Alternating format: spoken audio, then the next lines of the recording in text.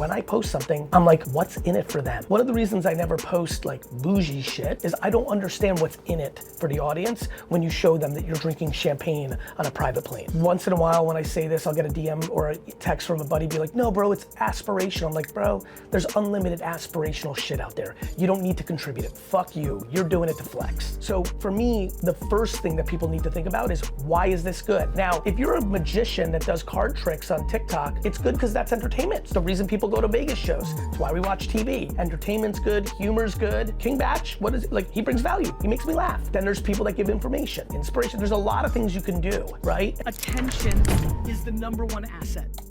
GaryVee, welcome to the show. Thanks for having me. What do you think most people don't understand about how attention works? Whew. How long are we in this? This could take the entire show. I think that there's many things. I think for the corporate marketer that's watching right now or listening, meaning someone that works at a company, right? Not like an advanced company.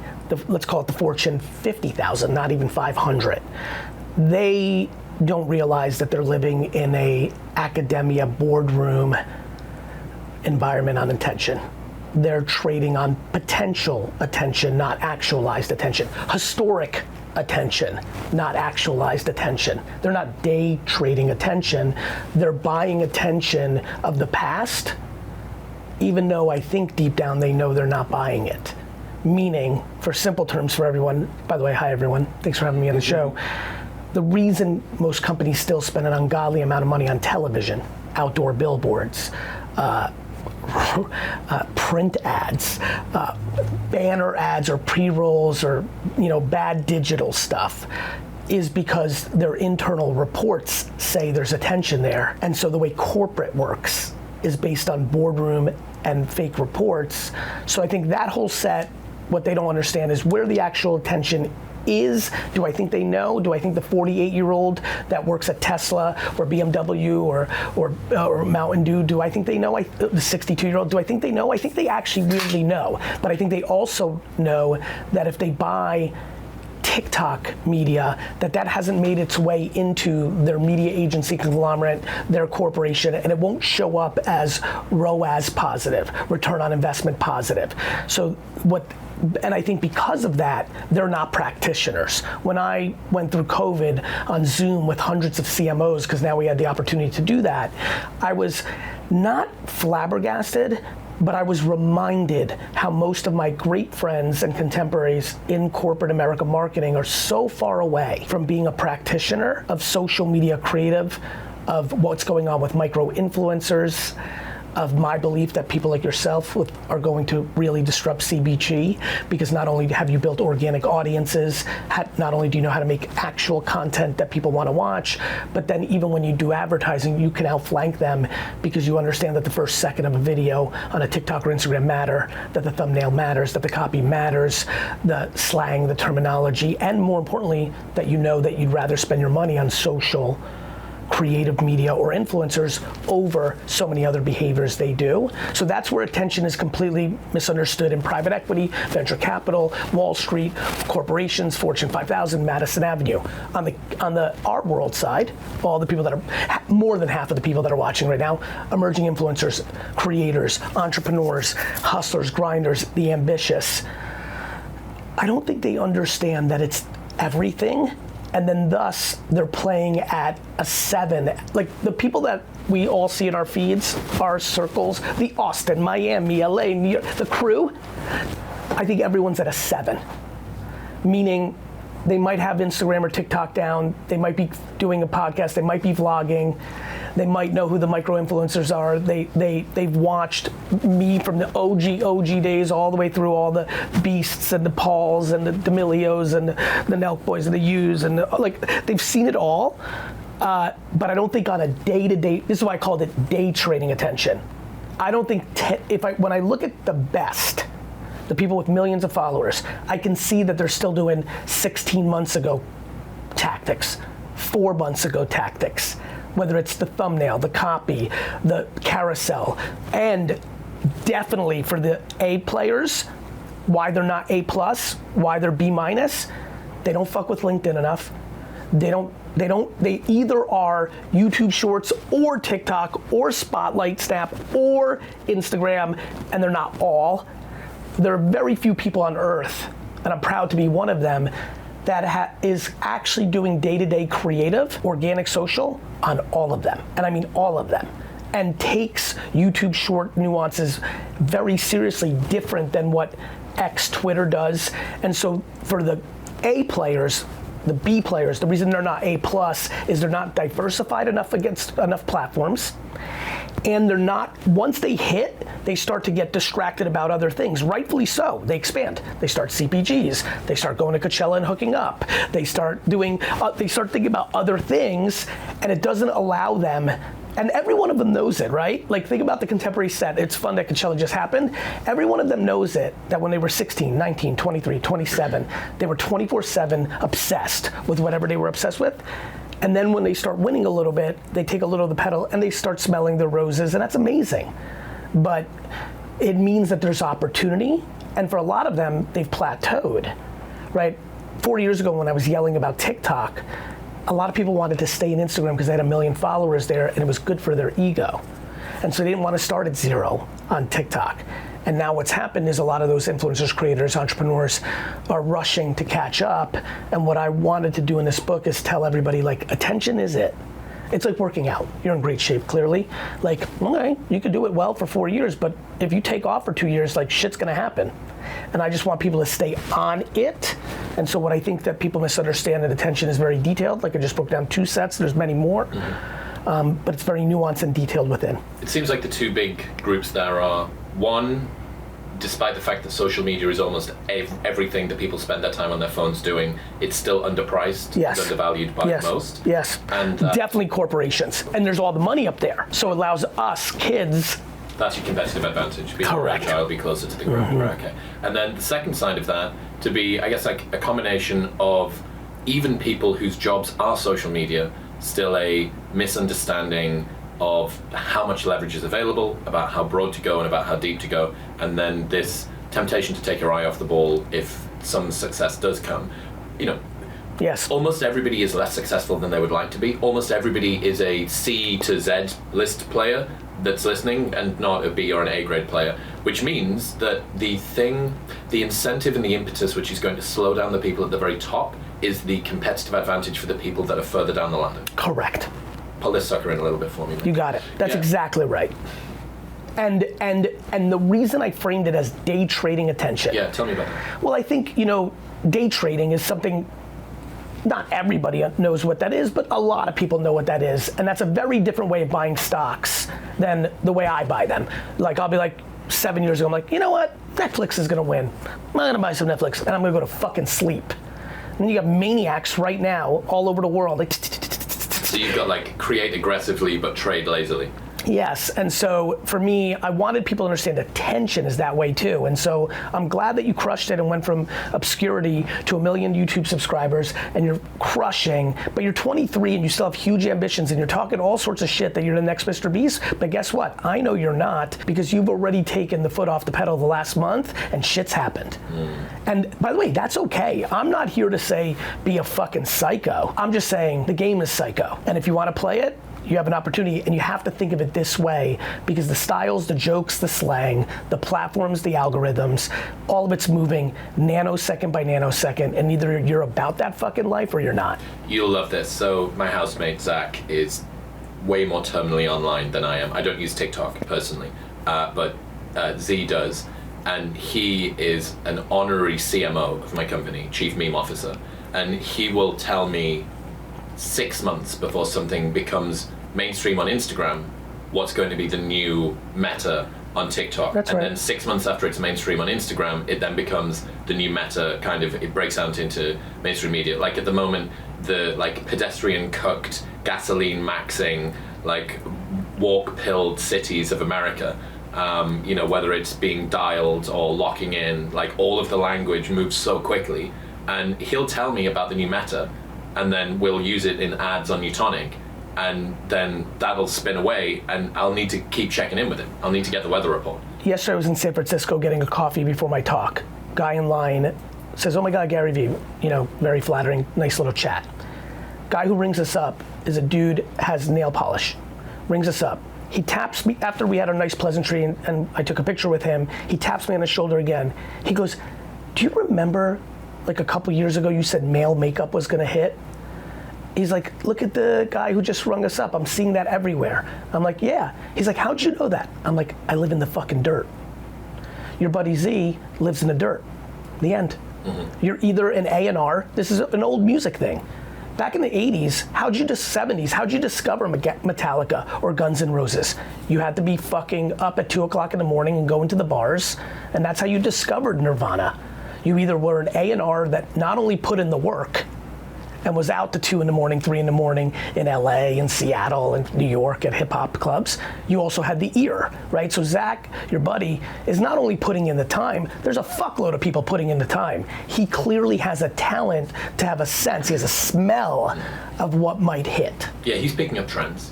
And okay, so let's say that someone isn't toward the top of the tree. Where do people fall short when it comes to building relevancy and attention online now in 2024? Right this nanosecond as we film and record this, the biggest framework perspective issue in the game is people make content for selfish reasons versus selfless reasons. The number one thing that I think hurts people that are not winning is because, look, some people are just gonna be attractive enough. Some people are just gonna be charismatic enough. Some people are just gonna have enough experience and expertise in something that it's gonna be enough. You want a tactic that's more reliable and scalable than that? Yeah, I mean, just like the three things I just mentioned, like that's just a DNA game or a circumstance game. For me, I wasn't attractive enough. Maybe I was charismatic enough, but I started making business content at 34. I'd already been doing it my whole life, and I'd already built a very large business on day trading attention on email, search, YouTube, social. So I had the skills. I wasn't 18. I'd lived through it already and could speak to it. Right? Not that 18-year-old, by the way, for all the 18-year-olds, I was hustling since I was 10. I had things to say at 18 that were right. So, but I had experience. I think for the rest of the crew that isn't that yet, there's so much opportunity, but I think even for the people that have the luck of the draw or the ones that don't, the big game is most people make content to become famous, rich, to scratch their own egos and insecurities. It's selfish. I can tell you right now, no question, the biggest reason I think a lot of things work for me and things I observe in others is when I post something, I'm like, what's in it for them? One of the reasons I never post like bougie shit is I don't understand what's in it for the audience when you show them that you're drinking champagne on a private plane. Once in a while when I say this, I'll get a DM or a text from a buddy be like, no bro, it's aspirational. I'm like, bro, there's unlimited aspirational shit out there. You don't need to contribute it. Fuck you, you're doing it to flex. So for me, the first thing that people need to think about is why is this good? Now, if you're a magician that does card tricks on TikTok, it's good because that's entertainment. It's the reason people go to Vegas shows. It's why we watch TV. Entertainment's good, humor's good. King Batch, what is it? Like, he brings value, he makes me laugh. Then there's people that give information, inspiration. There's a lot of things you can do, right? And so I think the framework of what's in it for them versus what's in it for me will really help most people listening right now, especially given like how sharp I think the audience that listens to you is. They're thinking of it very smartly, like from a business standpoint, from like it's the game, right? It's the game. If they just added a little bit of like, yes, I understand you're trying to figure out what will go viral, what will over-index, what will work, how do I make it happen, how do I build myself up? I want to be a speaker, I want to have a podcast, I want to be an actor, I want to own a sports team, whatever. Just fuck, man, just something of like, can you say something or do something that actually will bring value to someone? Before we started this, you're like, hey mate, like the book went pretty like deep on the content. That's how I thought about writing the book. We literally had this convo right before we started. The fuck am I writing this book for? Because I was ready to go so detailed. Because I know that people that are good, like winners, the kids, the Zachs out there, that they're gonna listen on audio or read the book, and they're gonna get their fucking $19 worth of whatever the fuck Amazon's gonna sell it for, because they're gonna get one tactic. One that tweaks it and gets them value. And so I think the first thing that they need to focus on is the perspective of what's in it for them. I know why you're doing it. You want. What do they want? What's good for them? About adding value? But in a real fucking fundamental way. Like in the same way that those corporate fuckers know they're buying bullshit and not social, I'm asking all the hustlers, all the winners, you know you're doing this for you. Just add a little fucking something for them. How can you judge that? Because it's very difficult to extract our own ego from the desire to grow our online platform. We want to be validated by the world around us. Even the most delusional, the most not conscious of us, I just believe in the human spirit when I say this. I think even the ones that are the least in touch with our feelings, the ones that have done the least amount of mental work, the ones that are most cynical, even those people, I think as they're listening to us right now, can have a sense of when they post something, are they trying to bring value to the person on the other side at all? But have you got a more hard and fast rule than that? No, I don't. I think... So do you know, here's one from a friend, George Mack. Please. He has Max Content Razor. Would you consume your own content? If not, don't post it. Yeah, I think that's wonderful. I think the reason I say no, I don't, and why I think that's wonderful, I think it all sits in the same cousin tree of analogies that one can use in this moment. It's not super complicated. What's in it for them? Is this good? Did you say something that brings value? Whether you're being vulnerable and creating a vulnerability is a powerful one. There's a lot of people winning out there. This was interesting. Literally when I landed late last night, I've been traveling like crazy this week.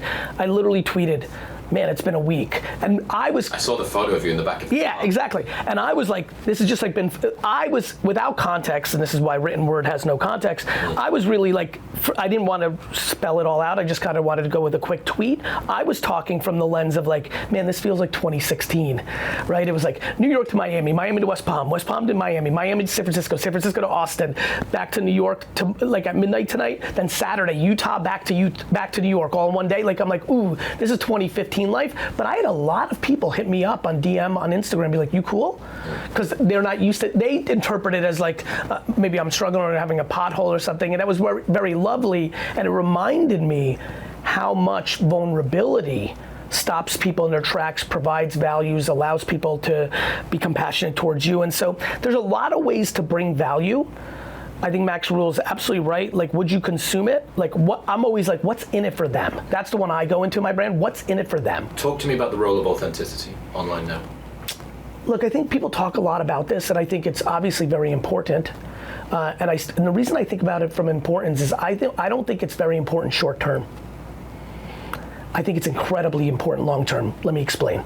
Authenticity is something that gets exposed out over time. You know that. This, I think, is going to really land for you and a lot of listeners. Lots of people are tricking lots of people in the short term. Correct. So the reason I like authenticity is why I'm on book 7, why I'm still here, why in the 2007, 8, 9 social media world of just Twitter and a little bit of Facebook, there was a lot of personalities. And by the way, I was probably the front runner to not be around a year later because I came out and I'm so loud, I'm so over the top, I'm so ridiculous. And in 2007, cursing and casual dressing was so not in vogue. And I remember the whispers in the backstages. I read the tweets of like, oh, the wine guy from Jersey, GaryVee or whatever his name is, he'll be gone in a year. That's clearly just sizzle. And so for me, authenticity speaks to like why I'm still here in 24 and why almost everybody I met in 2007 is not here. And I think, you know, what is the importance of it? I think it's an incredible indicator of longevity. I think in the short term, it's hard to dissect. Most people don't really know people. People pop out, they get hot for their looks, their smarts, their what have you. What I like about authenticity is I think it is incredibly grounded in the marathon more than the sprint. So I think for all the kids that are listening, good news, you can win in the short term with not being authentic. You can fake the funk, you can trick people to fucking at scale, especially with AI coming, all sorts of shit. You'll be able to trick the fuck out of people for a little while. And then you'll be exposed. And then what are you gonna do with the rest of your 90 years of life?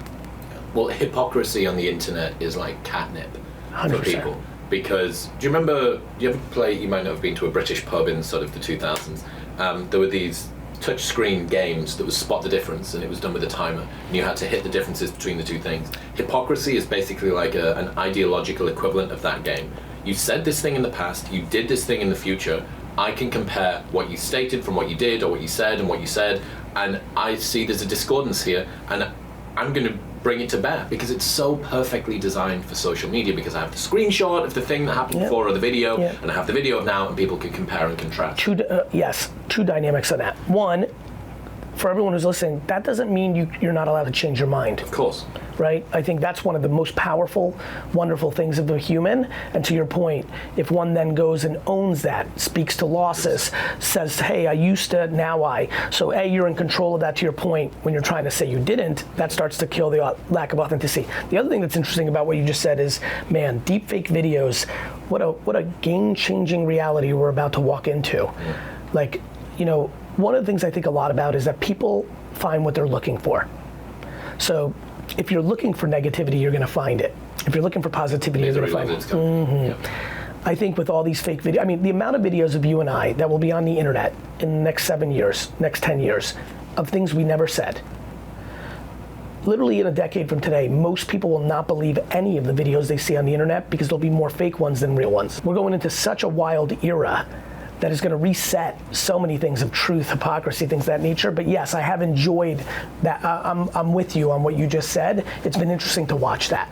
I got asked by a friend probably about a year ago. I apologize, can I give you a great example? Because I don't think a lot of people sit in both the creator, influencer, entrepreneur world and in the Fortune 500 marketing world. My favorite hypocrisy happens in corporate America. When you're the CEO of an old media company, you're like, print, TV, it's awesome. And then they go and get a job at Facebook or Twitter or Snapchat and they're like, social media is number one. But I'm like, 2 weeks ago, you just said that TV was number one. Yeah. The hypocrisy of corporate animals based on what they're selling is at the highest level. What's funny about that is that's such a vaulted world that very few of us are going to see. Correct. You know, I can see what people LinkedIn post or tweet or Instagram story or whatever, but that thing that you maybe get to see in boardrooms and C-suites and stuff like that. Or if you just, you know, most of the people listening don't read Ad Age or Ad Week or PR Week. That's right, right? And so this little industry that spends all of the $70 billion on television, all the crazy shit that goes on in the world in marketing, this goes back to the really exciting part of this conversation and this book to me is the biggest companies in the world are blowing it, and individual little human beings like you and I have the ability to get market share in a way that has never existed in the history of mankind. Just to round out the authenticity piece, please. I think I heard this sentence a couple of years ago and I haven't been able to stop thinking about it. Speed running authenticity. People trying to do that. And that's what you were talking about before. Like, how can I growth hack my way to seeming like I'm telling the truth, seeming like I'm actually putting me into my content? So I've been working very hard on this over the last 6 months or so. When I first started the show, I wanted to be seen as a justifiable, verifiable, reliable intellect. I wanted to have, I was coming out of a time being a reality TV person, model, club promoter, professional party boy, and I wanted to signal I am someone with real intellectual chops, right? So I almost sort of counter-signaled from opening up. I thought that that was sort of unrational and unsophisticated. You know, if my hero is someone like a Jordan Peterson or a Sam Harris, you know, I'm not seeing them getting super emotional, although some of that changes now. Anyway, recently, I've tried to put more of myself into the content. Two things have happened. First thing is when I get compliments about it. When I'm recording it, I feel better. When I get compliments about it, they genuinely land because I invested some of myself into it. But the other part is, I actually think that people see the humanity on the other side of that, like the way that it makes people feel when you put some of you into it, not just playing the role. Anyone can win by saying the right mouth noises. It's, can you do that and it actually be you? That's the question. And there is a way, you're right, over a long enough time scale, you're rolling the dice of playing a role. Eventually you might get rumbled. You might thread the needle and dance through the minefield and get out the other side fine. But none of that success is going to land with you in any case. It's going to be hollow, because on the other side of that, it's going to be you looking back on this illustrious history of you being somebody else. Is that success? It doesn't look like success to me. I think that was extremely well said, and it was funny. I wanted to let you roll, but all my urges, because I love to jump in, and I know I get razzed for that at times, but it's just how my brain processes. The way you started that whole soliloquy was the most interesting part. Everyone is dead on arrival on authenticity when they start a sentence with, I wanted to be seen as.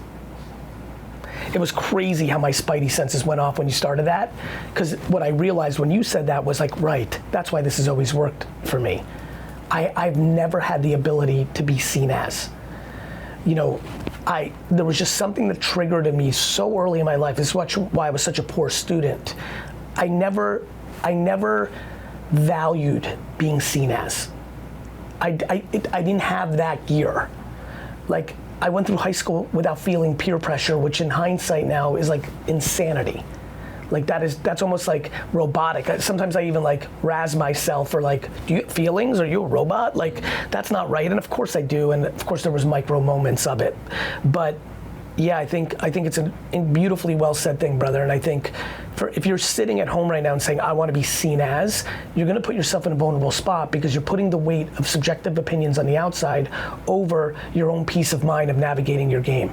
Well, ultimately, if I look at a lot of the creators that I really love personally, for me, that I actually care about and I have a lot of faith in, Mike Israetel is a good example of this. He's been on the show. He's the founder of Renaissance Periodization. Big gym bro. All he does is make incredibly sus jokes and break down exercise science better than anybody else on the internet. There you go. And that's him. And I've hung out with him on camera and off camera, and we've had phone calls, and he is the same guy on and off, and that's him. Yeah. And as he changes, his content will change. But it's not like his content changes and then he changes to catch up with it. Like, he's leading from the front personally. And yeah, I think that trying to realize, here's the final thing as well, just the point on authenticity. If you do you can never get it wrong. Of course not, because the only game in life is to mitigate regret. And if you live a fake life, you could have $1 trillion, all the girls, all the guys, all the trips, all the handbags, all the Lamborghinis. I promise you, I know unlimited 70 to 90-year-olds that have all the stuff, who are not living happy lives, who feel empty, who have deep regrets. And so yes, of course. What have been the biggest changes in the type of content that works online across the life cycle trajectory since you started creating to now? Wow. You know, I started creating February 20th or 21st, 2006. That's when I did my first episode of Wine Library TV. And so a lot has changed. You know, it's funny, my early instincts ended up becoming the game. One of the reasons I had a lot of eyes on me back in 2006-07 was I was doing long form video on YouTube, and then I started doing it on a site called Vidler. That was a big early mistake of my career.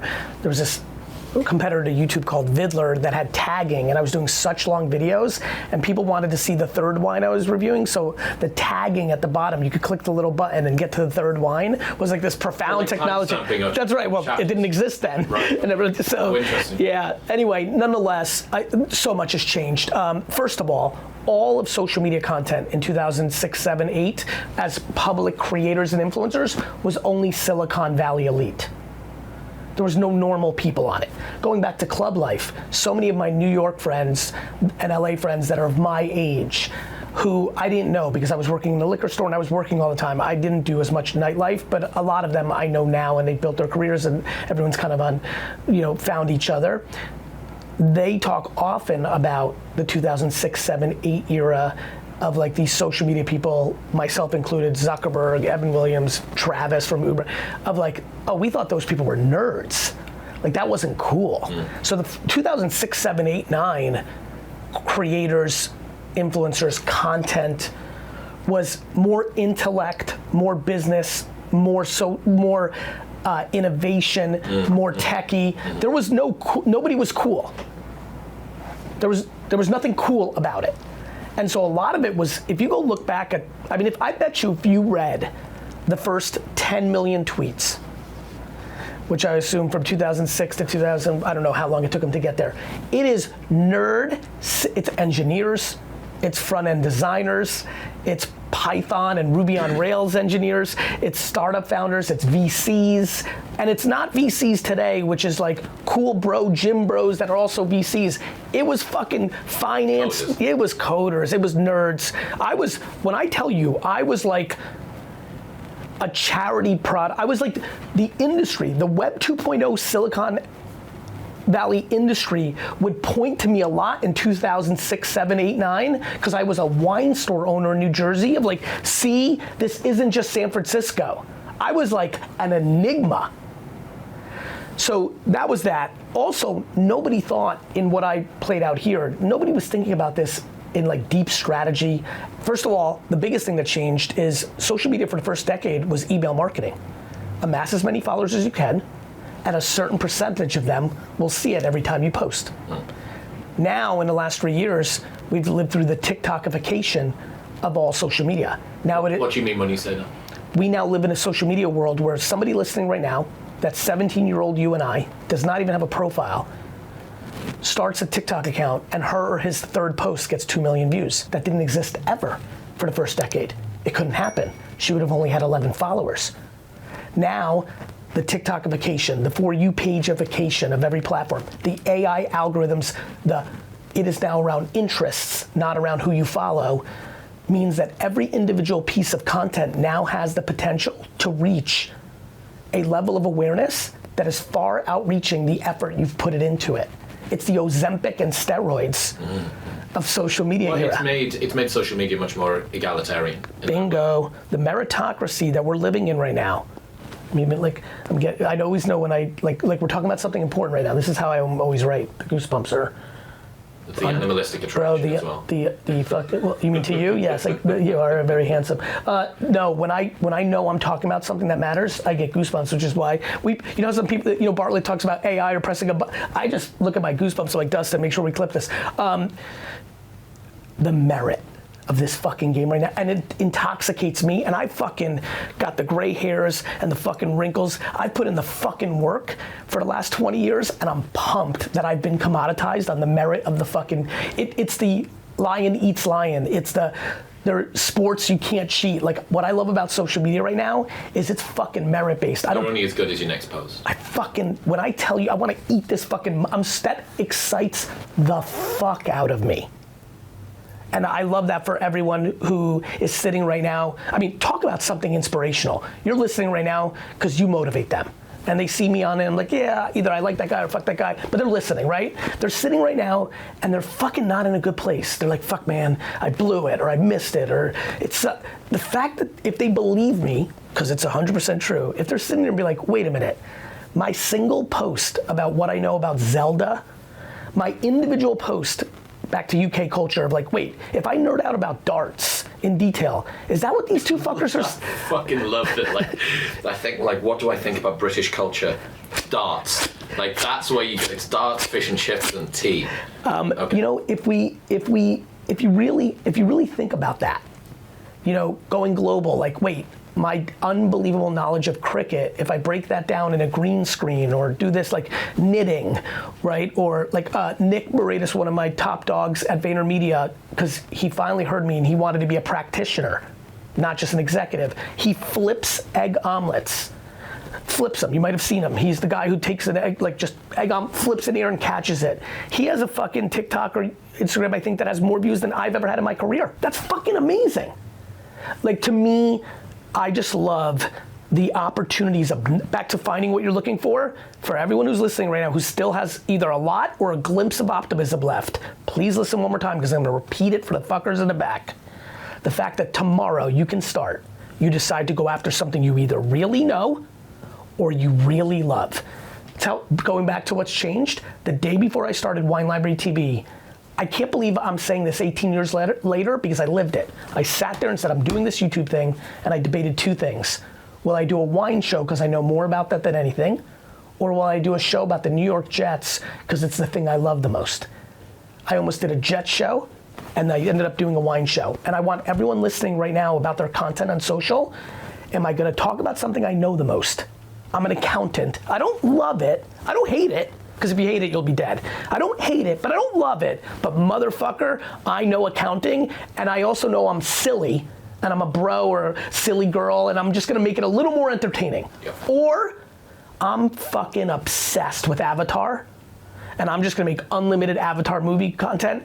I don't think people realize that most people, if they go hard for a couple of years on what I'm saying, that on a bad day, they're making 80 to 150,000 a year in merch, in a couple brand deals, in pre-roll, right? And for a lot of fucking people on earth, making 150 talking about proper football instead of making 230 being an executive in the state organization doing landscaping is a much better life, or even better, because I actually believe the even more extreme. I think over time, everybody will make more than if they hate their job of making social media content around their passions or expertise. And I think that's a level of merit, long tail entrepreneurship. Because we think about this shit from a Mr. Beast, from a Logan Paul standpoint. Most people are not gonna make millions of dollars a year in social, but most people have the opportunity to make hundreds of thousands, and that long tail is misunderstood right now. Talk to me about when it comes to the specifics of content style. What do you think have got the greatest upside at the moment? Everyone's talking about vertical video, about face to camera. Substack, I think, has got like tremendous. It's one of my favorite.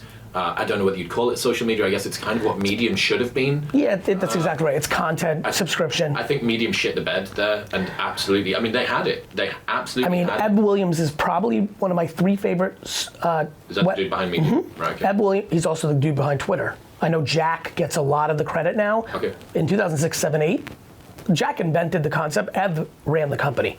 Ev was the guy. At bare minimum, they were the co-guys.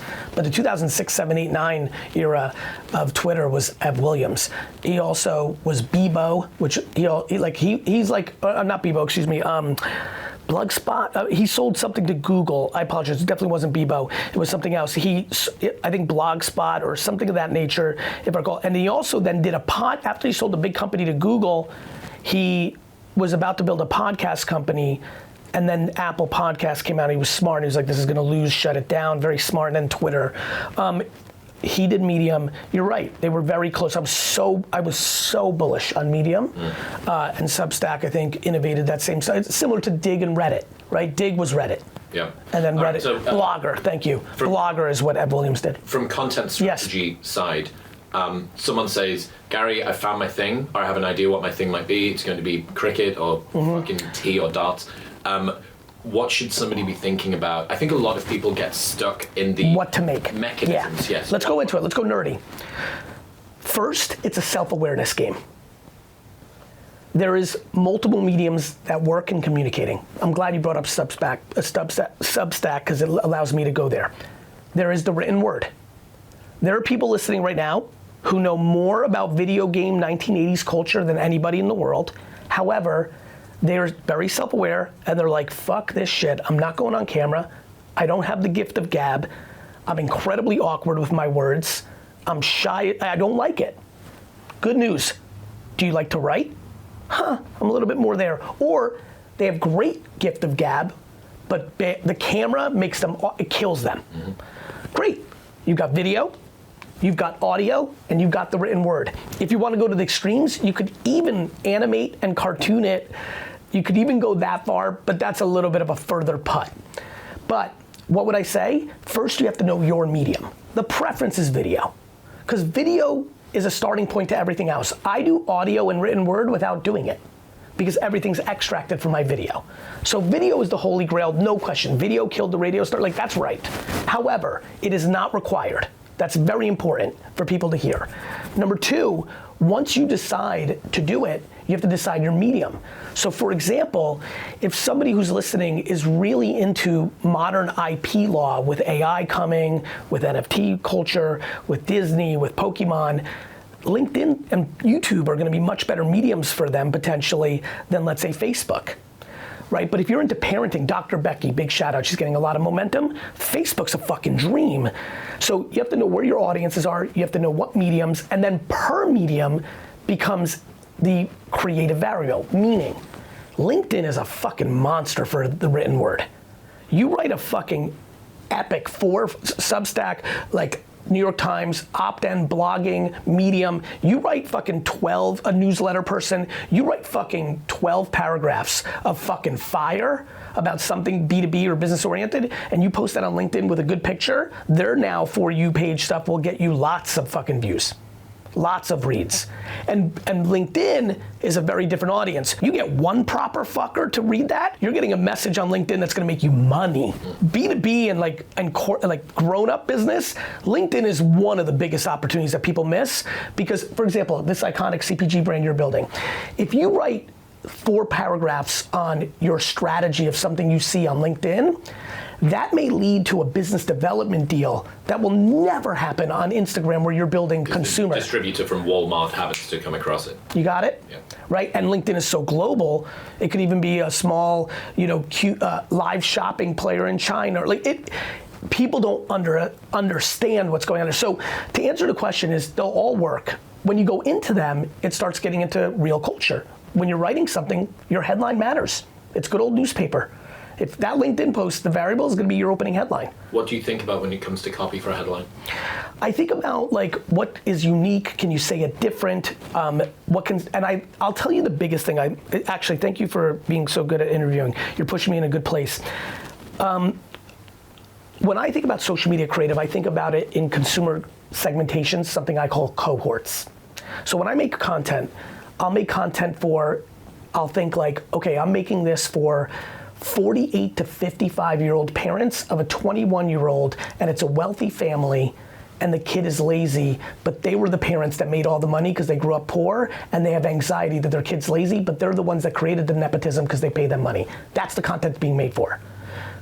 Cohorts with teeth. That was a very narrow thing. I wasn't saying parents. So I think when I think in headlines, I'm like, what narrow group am I writing this for? I'm gonna write this article, and this headline is gonna be written for the buyers of the biggest retailers in America. Title, what big box retailers don't know about beverages. You see what I just did? Improv? That, my brother? Uh-oh. That, my brother? That's why I wrote this book. That's what I know is missing right now. People are trying to hack the algos. They're looking for best practice. That's wonderful. That's called P, platform strategy. But then there's the C, I call it PAC, platforms and culture. And then you have to have consumer cohorts. So you have to know the platforms, absolutely. Vertical this, carousel that, live stream this, best practices. As you know this, TikTok and Instagram are now littered with characters that do the GaryVee thing and tell people what the best platform things are. But the platforms tell you. The fucking Instagram guys making content every day, this is what Instagram cares about. You just follow, every time TikTok puts out an announcement, that's what they're gonna do. It doesn't take a fucking superhero to understand if Meta says, we now care about carousels, go make fucking carousel. Jesus, the culture, the strategy, the headline, the way I'm thinking here, who are you making it for? Why are you let's go back to something I said earlier. Okay, so now you're writing a LinkedIn post, what big box retailers don't know about the beverage market. If you write this as a fucking press release for you, you're being selfish with the hope that the Walmart buyers, that article's not gonna hit. If you really take a step back and spend 30 hours analyzing what's happening at big box retailer with drinks and understanding something that they're overestimating, you can now say, you could start it with one of the biggest mistakes about how big box retailers think about their relationships with Coca-Cola and Dr. Pepper is they overvalue what Poppy was able to, what Prime was able to, got it? Liquid Death, got it? That shit. I fucking love that shit. That level of depth is missing in the game right now, and that goes for everything. You wanna be a fashion brand? What's the micro-influencer strategy? Do you go to Coachella, not to be at Coachella, but to film everything for you to post-produce it for your social content, because no photo shoot in a studio like this could ever replicate the actual energy of a fucking festival where the cool fucking kids are cooling out. Things like that. Talk to me from a platform perspective. A lot of people are going to be asking this question. Okay, so I have a number that are in front of me. I can do written word on LinkedIn, I can do written word on Substack, I can do vertical video, TikTok, Instagram, I can even do that on Facebook. I can just simul-post it from Instagram across onto Facebook. I can do YouTube Shorts, etc. What are the platforms over the next 3 to 5 years that you're the most bullish and bearish on? I can't answer that question because it's not how my brain thinks. Let me explain what I mean. Day trading attention is don't romanticize about yesterday, Instagram, and don't try to get too excited about tomorrow. Elon posts yesterday, Vine, question mark, right? So Vine's coming, don't overthink today. I don't know what's gonna be there in 3 to 5 years. I definitely wouldn't, the reason I'm good at my game is when it happens, I'm all in. So I can only speak about today, and anybody worried about 3 to 5, and people ask me all the time, what's next? 3 to 5 years, I don't know. I know that Meta and Google are not going to disappear. So I continue to think they'll innovate or M&A and be in the game as macro companies. But YouTube Shorts was not in the cards for me 3 years ago, right? But then TikTok's pressure made them go there. I think Vine is going to be massively interesting to watch when they reboot it. Coming back? 100%. Elon's too smart to not do it. Does Twitter own Vine? Yes. Right, okay. And that was part of the deal? Yes, once, but they shut it down, but it's still there. Right. And they own the IP. And, Vine is the absolute seed of this generation. Short form video started on Vine. It was a profound thing when it hit. I remember looking at it day one, I was like, ooh, this is different. And it just completely captured youth culture at that time, and I was very serious about it. As a matter of fact, you can Google this right now, everyone listening, I launched probably, the article said it, like the first influencer agency called Grape Story with Jerome Jarre, one of the first celebrities on Vine, and we signed Logan Paul, Rudy Mancuso, like all of these characters, Brittany Furlan, we were talking to all of them. So to answer your question directly and not get too scattered here, I don't know what 3 to 5 years is gonna bring. I know that for everyone who's listening, the answer is more, and yes, and. Meaning, my argument with everyone here today is every minute that you don't spend on gathering more attention is a minute that you're potentially declining on your long-term opportunity. There's times to cash in on your attention. There's times to do other things. But I feel like a lot of people will go, we talked earlier about regret. The only things I regret as a businessman is not going harder on my thumb on the scale every time where I knew the attention was. I should have made more TikTok videos 6 years ago. I should have done more Google ads in 2001. I should have sent more emails in 96. I should have done more tweets in 2007. And so whether it's, we haven't talked about live streaming. There's so much going on with Twitch and all these live streaming platforms. TikTok Live is very important. Look, 3 to 5 years, what if fucking TikTok gets banned by America in 7 months? Where does all that attention go, right? To me, that's a huge opportunity for Vine. If I'm Elon, I'm sitting like, okay, if I time this perfectly, and I'm fucking Elon, right? Like I'm that guy. If I fucking announce Vine the day, I could probably get it could happen in, that would be insane. What a fucking strategy. And so, I don't know. I know that as I sit here today, right this nanosecond, Instagram's harder than ever because the supply and demand curve on Instagram is hard. More content was made on Instagram yesterday than ever in the history of Instagram. But the attention has been fragmented into YouTube Shorts, into TikTok. So how can Instagram be as good as it was 4 years ago? It's not. Supply and demand, supply and demand, supply and demand of attention. I know that YouTube Shorts has a longer tail on its views than anything else because YouTube's the second biggest search engine in the world. So I know when I make a short on YouTube, I title it in a way that more matches search than I would on TikTok because I want somebody in 4 months to search, how do I do, and I show up. Right? These are the things I obsess over. This is why I went so nerdy in this book. I went so fucking detailed. That was only a recent update with regards to shorts, that they were using keywords in title for search. It is only been a recent thing more people have talked about, but from the day it started, shorts were showing up in results. Yeah, well, it's something that we've certainly used on the channel, that we'll put, if there's a short that comes up from this, it'll be whatever the title of it is, line, GaryVee, Gary Vaynerchuk. That's right. Whichever's based on of course, search volume. Of course. Okay, so is there room, in your opinion, actually even a better question than that, Naval released AirChat. Yes. This week. What's your thoughts? I love it. I'm really enjoying it. I went ham this weekend. This has been a crazy week for me, so I've been a little bit sad that I haven't been able to jam with it as much.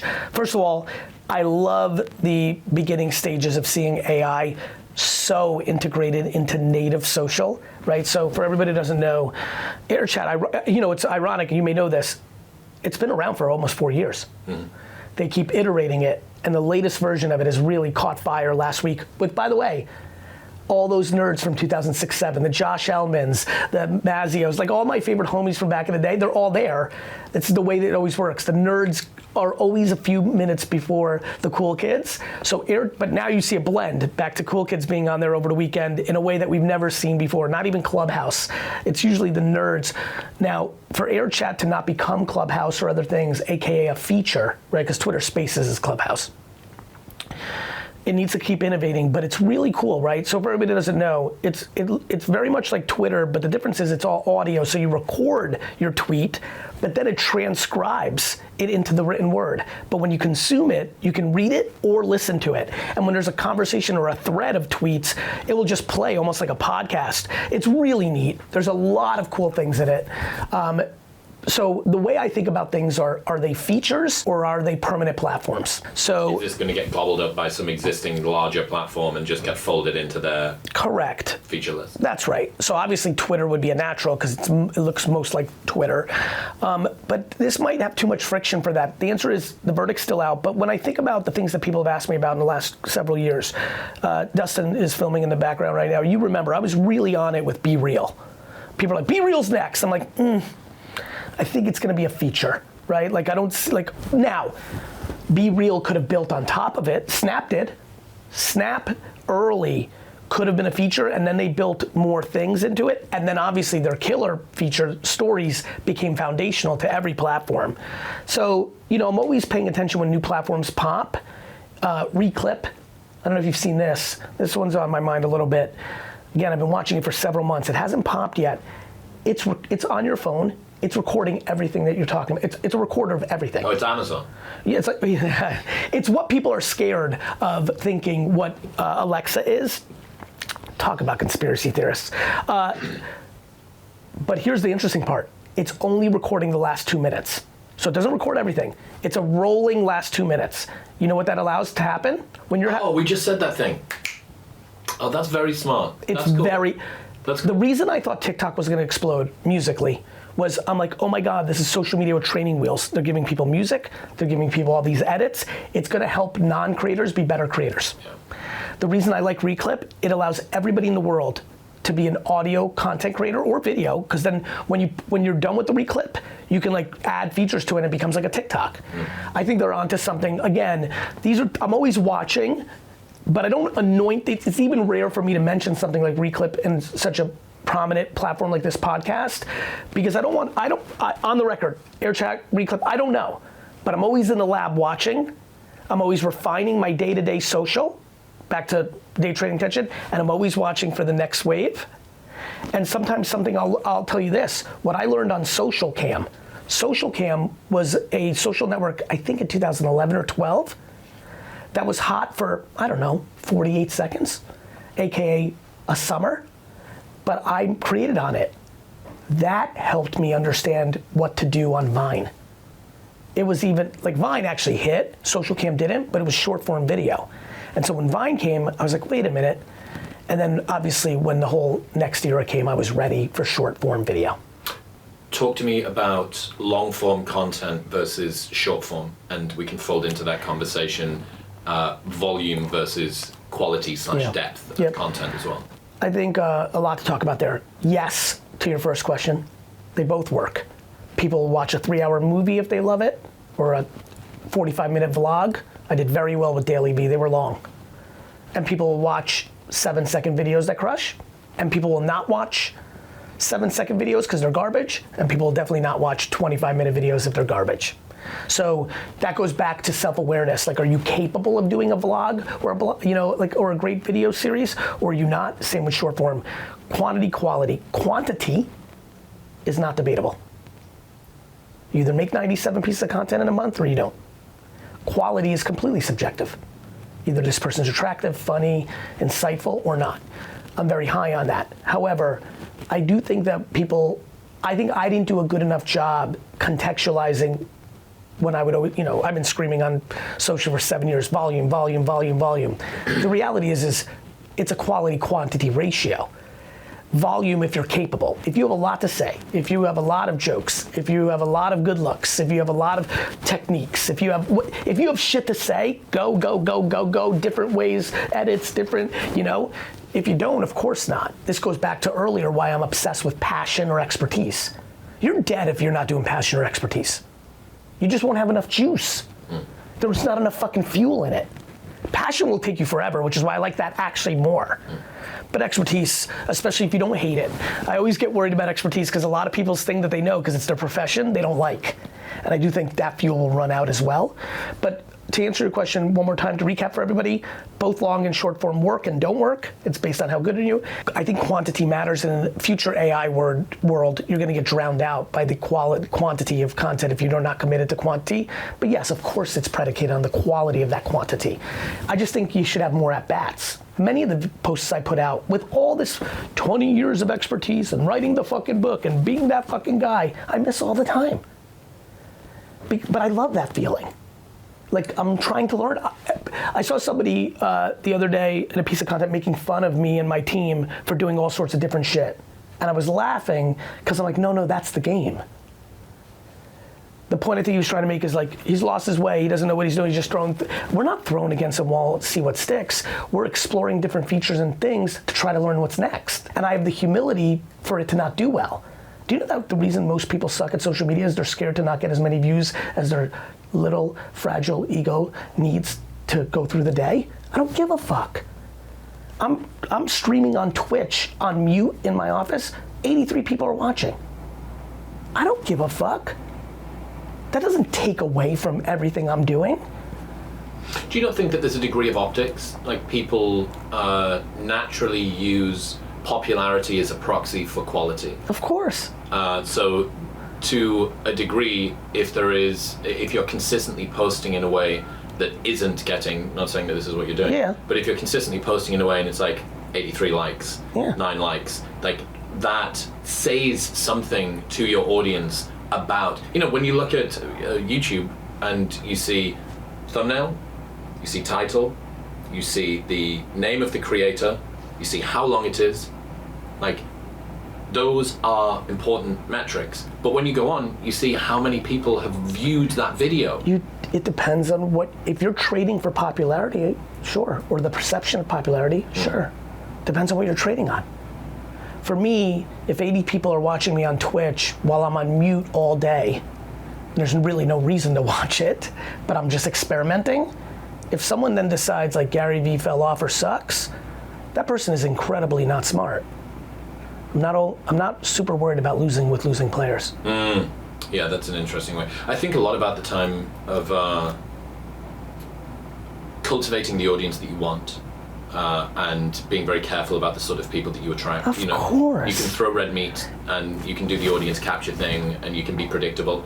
I could get 100 million views tomorrow if I decide to go fucking crazy on something I don't believe on that will goad the entire audience into watching.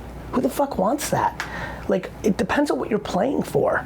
Too many people are trying to win with losing players, and too many people are not trying to win with winning players. One of the things I tell a lot of kids that fake the funk when they pitch me, businesses, I see you're gathering your thoughts because I want you to hear this. I think you're gonna really like this. No, I totally get it. One of my favorite meetings to have is a kid that comes in that's got it. The fucking juice. But I'm like listening. I love listening to a pitch. And I realized that she or he just pitched me and it would work on 99%, but not the 1%. And what I mean by that is I'll go into something specific they go where I know they're embellishing, and I'll go very narrow. If it's a place I'm comfortable, I know what I'm talking about. And I know a lot about a lot of stuff. This is why I started VaynerMedia. The main reason I started VaynerMedia was to know as many different things about as many different businesses as possible and build the biggest marketing communications company in the world that I could deploy against my other behaviors when I got older. For me, it's always been about 60 to 70. Like, that's when I'm gonna strike like a cobra. This right now is just fucking foreplay. This is just a setup. This is the fucking jab. Anyway, when I'm in a meeting like that, I had this happen the other day with a kid, and I went deep, and I was like, da-da-da-da-da-da, and I could see the kid was a little bit like, because I was like calling him out, and by the way, he crushed it. Like, I'm like, this kid's gonna fucking win. That charisma, that salesmanship, and there was a lot of good stuff, but he was full of shit on like 3 or 4 things, but it was complicated to know it. But it just happened to be in a space that I knew enough to be able to go there. He really took it well, which was what I wanted to see. Which gave me even more confidence that he's just 24 and he's gonna get there. And then I said something to him that I say a lot of shit and I'm into this shit, but I like those moments where I'm like, fuck, I think this person just internalized this and it's gonna be like a thing. And I can't wait for them to dominate, and I'm gonna be old and they're gonna be like, GaryVee once said to me 30, I like that stuff, and I like it for him. I said, brother, you're gonna win with 99% of losing players. The problem is you do that pitch again to the 1% winners, you're gonna lose with all of them, and they're the only people that matter. And that recaps what we just talked about. So yes, do I think perception is reality? Yes, I do. Do I think brand matters over everything? I sure do. But I think that the biggest issue with the world right now is people want to take everything out of context, have no concept of, we've eliminated intent. People are trying to cancel everybody. Cancel culture was a disaster because it tried to cancel people without understanding their intent. If somebody is a beautiful person, they just didn't know the proper slang or didn't know, and they just had no ill will, the fuck are you trying to get them fired for? Similar to somebody seeing a video of like Mr. Beast on a post on Snap only have 80,000 views and be like, oh, he fell. That's not smart. That's not understanding what people, and by the way, back to your journey and his journey and the journey that I had with Empathy Wines and kind of knew CPG was next and why I talked about it forever and why I built VaynerMedia to be in CPG. A lot of creators are going to care less about how many maximizing views. They're going to care about views that translate into CPG sales, or hours allocated to meetings in Bentonville, or hours allocated to being on TikTok Live. Like, shit's going to change. Shit changes. But the lack of courage and curiosity of the A-list to try new shit because they're worried about what we just talked about is why a lot of those people are going to end up in the B-list. Give me a handful of creators that if you could bet on them somehow over the next couple of years, you would think about. Or it could just be the ones that you find yourself coming back to, like you can't wait when you see their videos. I'll tell you, I love you for adjusting based on my facial reaction. That's not why I made that face. I'm very weird when it comes, let me explain what I mean by this. I don't consume, like, let me give you an example. I don't know if I'm betting on her.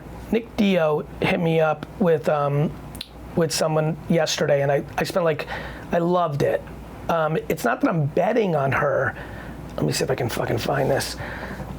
She's like an intern, like this. She's got 37 followers on Instagram, or 137, and Dio said, I bet she has 50,000 in a month, and I'm like, you're right.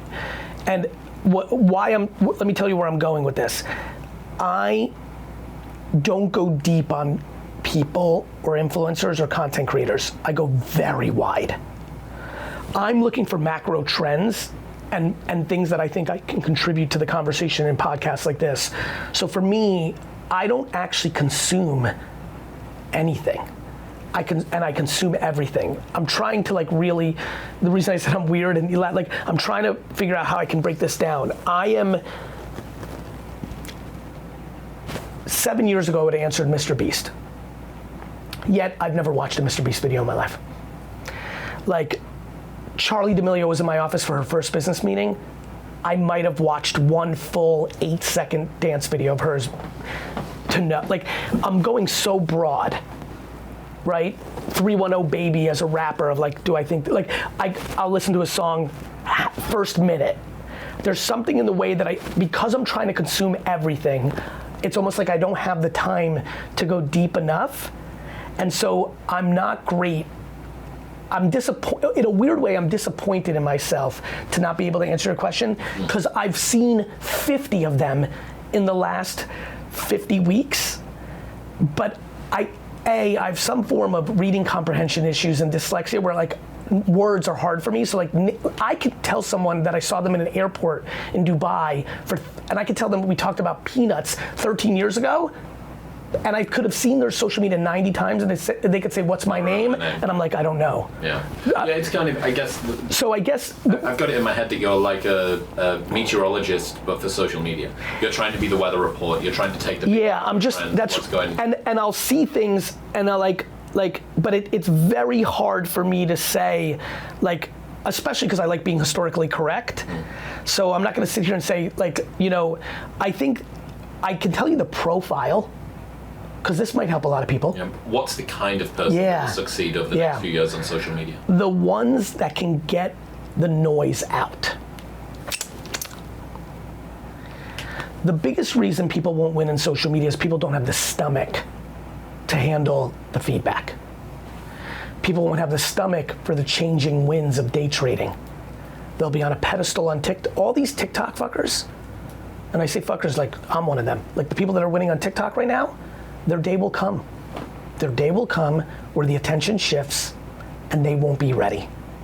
And will they be ready after having 4 years of being on to do it again? Do you have the intestinal fortitude to be in perfect, you're in such great shape. If you go through a period of your life for 3 years where you do all the wrong things, and you wake up 3 years later and say, fuck, I'm getting back to this dude. Do you have the fucking strength? Because once, the hardest thing is once you were there, when you lose it, to get back, right?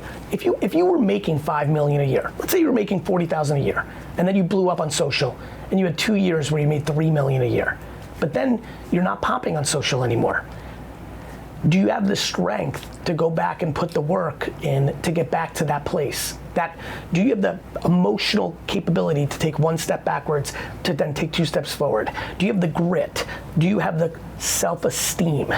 Do you have the ability to deal with the ebb and flow? Think about the people that get trolled. Are you gonna cry and disappear? Or are you gonna be Logan Paul and become a WWE superstar? Do you have the strength to deal with criticism at scale? Do you have the strength to deal with the toe bumps? The biggest reason people aren't entrepreneurs is entrepreneurship is losing constantly with the occasional win. It looks cool, but people don't love eating shit. Talk to me about how you deal with criticism and the inevitable ups and downs of success. You're someone that has got both. By being empathetic to it being a reality of life. It's inconceivable that you want attention and you're not gonna have judgment in a world that is obsessed with taking things out of context and only headline reading. There's no common sense to that. I don't take it personal. I care about the judgment of the most inner circles that I have, family and friends, employees, inner circles, acquaintances that became friends. I can't be upset if Johnny 97 thinks I'm a dick face because my energy's too much. I'm also empathetic. I know that my alpha competitive, high energy Jersey, I know what this is. That's not for everybody. Some people wanna zen out. If you wanna zen the fuck out, I'm not your guy. And so, I'm just too empathetic. I also think it's humility. At the end of the day, I'm like, who the fuck am I? Who gives a fuck? If I die tomorrow, what's gonna happen? I'll get 24 hours of love on social, right? People will be like, oh man, what the fuck? And then a year later, do you remember GaryVee? 100%, and luckily we live in an era where we're more all of us are more like the most famous people in the world. We'll live forever. A clip from this, do you know how cool it is that do you know how fun it will be? This is insane. Your and my great-great-great-grandchildren will somehow realize, because last names, things will change, but somehow if they became great friends, would somehow family tree it and be like, holy fuck. And they're gonna, hey Jeremiah 794, they will literally watch this. Do you know how cool that is? But at the end of the day, how do I handle it? Humility and empathy. Talk to me about just that immediate emotional reaction. I think that overcoming that is something that a lot of people struggle with. Well, I think that's right. I think it's nice in the stark contrast with the nice perspective. Yeah. And I don't disagree. Price it in as the cost of doing business. Cost of doing business, you put things on the internet, people are going to say mean stuff to you. Yeah. And fighting against that is like King Canute trying to stop the tide. But that... Do you know fighting? Yes. Okay. You know some people like getting punched in the face? Yes, I'm friends with Tim Kennedy, yes. I like getting punched in the face. That's my answer. I don't know what else to tell you. Yeah, it's your nature. It's my nature. I was shit on my whole life. I was a Russian immigrant. I came over here. Russia was the bad guys when I came here. So I got shit on in grade school. I didn't speak English. This is a story I tell very rarely. Very rarely. I think I've done it once or twice. I'm going there. I often talk about I lived in people that really know me. My story is I went from Queens to Edison, New Jersey. Edison, New Jersey, where I became a Jets fan and an entrepreneur. But it's not fully true. Queens to Dover for a year, then Edison. Dover doesn't make my story. I never understood why, but I'm starting to tap into it. It was fucking bad. Because I didn't speak English and because I went outside a lot, I got picked on a lot. And it was a rough neighborhood. I remember one story, that's the main story I remember of that era, where I saw the kid pee in the Pepsi cup, by the tree, and they came over and the 7 of them bullied me to drink it. I was 5, I was fucking 5. And I kind of like tried, like if I don't, it's very blurry. I mean, it's 43 years ago, but like, I didn't speak English. Obviously, when you're an animal, like a human, at 5, you know what's happening. But like, then I was a terrible student. I was D's and F's. And this was the 80s. There was no political correctness. My teachers literally would look me in the face. These are grown-ups. They're your teachers. You look up to them. They're like, you are a loser. You're dumb. You're gonna fail. You're gonna be a garbage man. Then I also love sports. I played sports all the time. Do you know what happens when you play sports? You lose a lot. You win sometimes, but you lose a lot. Video games, this. And then I sold stuff. I did lemonade stands. I would sit on Tingley Lane in Edison, New Jersey as a 9-year-old, and I would watch millions, let me just take a step back. I would see hundreds of cars drop by and not stop for my sign, and occasionally get one. I live life under the mindset of, it's all shit, but it doesn't matter. The shit doesn't matter. It's the fucking sunshine, the occasional sunshines, that is everything. And I think people live the reverse. A little ounce of poopy makes them cry, because they're fucking soft, because they're not fucking hard enough, because they're not loving themselves. I love myself too much to give a fuck about you. I don't know what else to tell you. I don't want to be delusional. I don't want to be fucking living in my own ecos. I respect other opinions. I internalize for processing other opinions, but I have no interest in putting your fucking subjective opinion about me above my opinion above me. That's how I deal with it. Neediness occurs when you place someone else's opinion of you above your opinion of you. Period. I don't put my parents' opinion above me. I don't even, if I'm not gonna do that with my parents, who I love the most, who built me, if I'm not putting my mom's opinion about me above me on me, how the fuck am I gonna do that about Charlie or Rick or Susan or Hasim? Fuck you. I'm interested in what drives you now. I get when there's a point to prove, well, when you're an immigrant, that when you've been picked on, that when you've been... But you know what's funny? You know what's funny? My spirit doesn't come from that chip on the shoulder, even though I just spoke with passion about it. Mine's about curiosity of, I like the game. I'm curious. In a wild, I would have loved to have been a professional athlete. I'm so sad I wasn't. That would have really, really satisfied me, because the data was there. If I was a running back in the NFL, it would have been over, and I would have ranked 97th in career rushing yards, 400th in career touchdowns, right? 18th in receptions by a running back. And I could have I would have enjoyed that. I would have been like, ah, good for Barry Sanders. He was better than me. And like, fuck you, fucking Ricky Williams, I was better than you. That's what drives the shit out of me in entrepreneurship. I love this game of brand building and business building.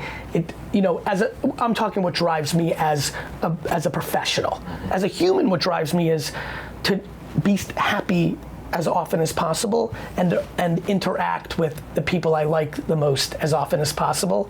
But so much of what I love and what makes me smile is the friendships I make through the process of business, the family I make through business.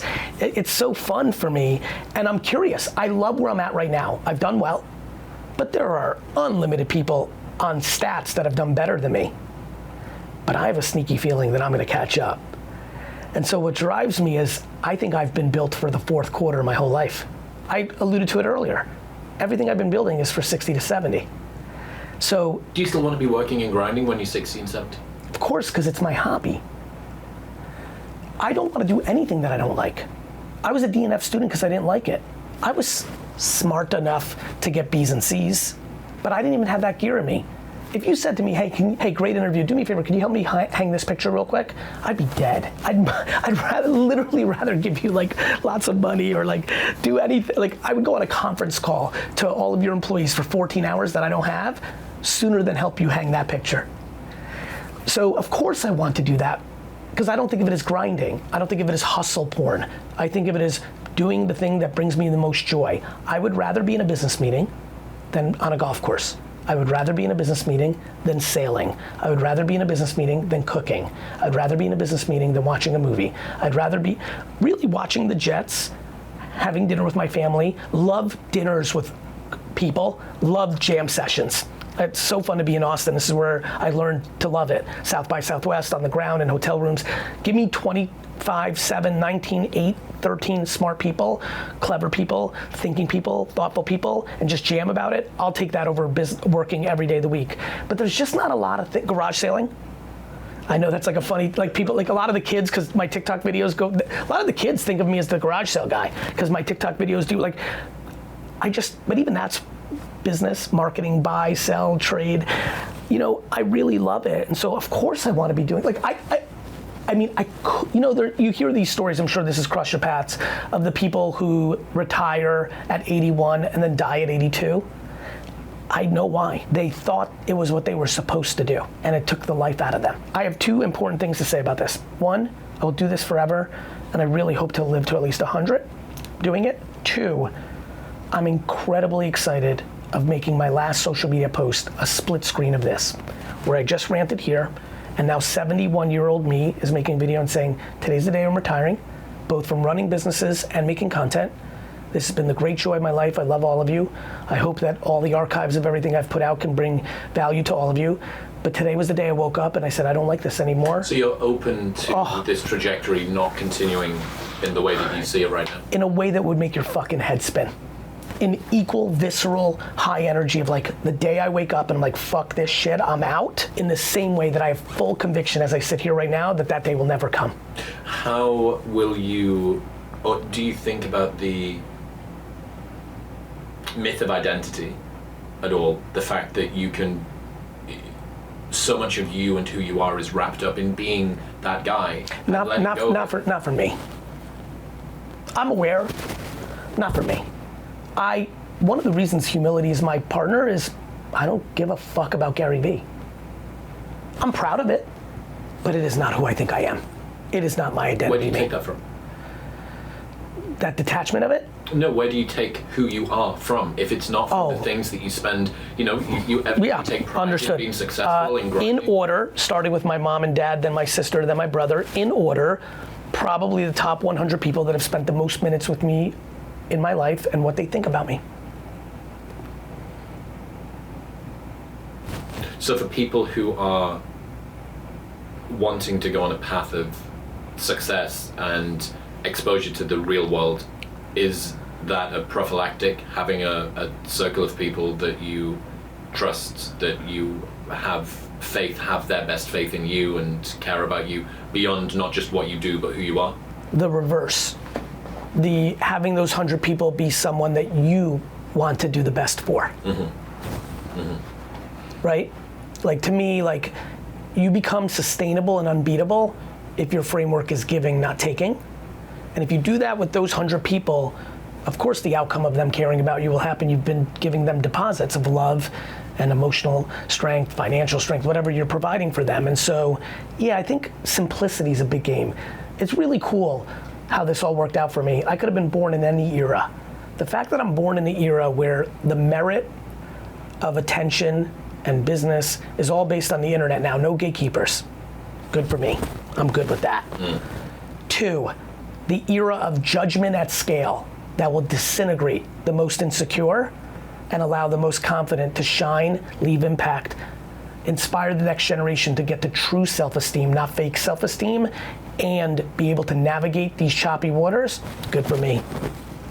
I read a really interesting Twitter thread last week about, I've thought about this for ages, I called it the elderly clout paradox, which is we're often told about the perils of fame too young, the Britney Spears, and that if you have never known life as anything other than private jets and screaming fans and paparazzi, it can be disquieting because you don't actually know what life is for most people, and if that ever gets taken away from you, who are you, what's your identity? But no one ever talks about the perils of fame too old. And what does it mean if you're some, let's say, dusty Canadian psychologist working in the annals of Toronto University, and then a bald MMA commentator plucks you out of obscurity and puts you on one of the biggest world tours that any speaking tour has ever been, maybe one of the biggest speaking tours in history, and sell 20 million, 30 million, 40 million bucks, and now so many people criticizing you and all the rest of this stuff. No one talks about that because I feel way better for Jordan than I feel for Charlie. Jordan Peterson was a grown man and has built foundational abilities to have a relationship, right? So this is why the only thing that I don't quite know about that, it's difficult to be thrust into the world and never know what it's like to be normal before you've got a sense of who you are as a person. Charli D'Amelio. I don't disagree that that's something that's tough. But what about when you're ripped from your moorings and you thought you knew who you were? Well, the good news is for both those people, you're fundamentally in control. Both Charli D'Amelio and Jordan Peterson are fully allowed to disappear. Would they be? How would they be able to hide? They're going to be noticed every single place that they go. The most famous people in the world over time, once they stop feeding them system, can disappear into obscurity. Do you know how not relevant Jordan Peterson and Charli D'Amelio are in 10 years if they never show up again? Day trading attention. Yeah, the pace of the news cycle means that if you're only as good as your next video, and if you stop producing, you'll become obsolete very quickly. 100%. It happens all the time. Yeah. Do you know how fucking famous TV stars were 15 years ago? Like, Tom Selleck was the most famous fucking 1980s, like, you know what I mean? My mum fancies Tom Selleck. She was like his crush. Of course, I mean, yeah, like. He's my crush. Literally half the dudes in the world and every girl did in 1983, but not now. Like, you know, no, What the fuck's Tom Selleck? You know, and listen, that's a legend, it's different, and it's like play, but like, I mean, it happens all the time. Like, Lonely Girl 15 was the most famous person on YouTube in 2006. Right? Like it happens all the time. Jerome Jarre, I mentioned him earlier. Jerome Jarre was the most famous person on Vine. He represented take whoever you think is the single hottest young person right now on TikTok is, he represented that. And then he went to Africa and disappeared off the face of the earth. This is the best part of life. You are in control. You want to shit about the president, either side, leave America. You want to say that your mom is toxic, stop talking to her. You want to your buddies are dragging you down, leave your friends. You don't, Europe is not entrepreneurial enough, come here. Like, stop fucking crying. Like, I'm not gonna cry for Charli or Jordan or me or you, because I genuinely believe we have the capacity to make change. You mentioned earlier on about how there is a temptation for creators to try and cash in too quickly, that they can continue to put their thumb on the scale. Yes, I was saying, like, extracting attention. When you have this competitive advantage, you're like, that this music video style works. Yeah. And like, you only made 13 of them, not 700. Correct. Go ahead. Yeah, I understand. That's less cashing in, that's more like extracting the most value out of the moment. So it's the inverse that I'm talking about. So someone has a competitive advantage at the moment, they continue to place their thumb on the scale, they continue to rinse and repeat with authenticity and originality and quality and quantity, this thing that is going to continue to spin the wheels and get the engine moving. How do you know when it is time to cash in? Because if, as you say, I am worried for these TikTok buckets. How do you know when to get married? You make an emotional, in your body, things start to happen. You can feel subjectively, you feel like you're making a subjective decision. I don't know whether people should be making business decisions with as much emotion as they do for getting married. Well, but I think... Would it not be more strategic than that? Well, a couple things. I think there's a lot of validity in that sentence. I think I'm making a slightly different parallel, which is nobody will know. You never actually really know if you made the right decision until the post game. So when should someone cash in? Where I was trying to go with that, and maybe I was going down a bad path, or maybe I'm still there, I'm gonna hold on to it for a second, is you need to just kind of make a call. Like, there's been many people that sold too soon.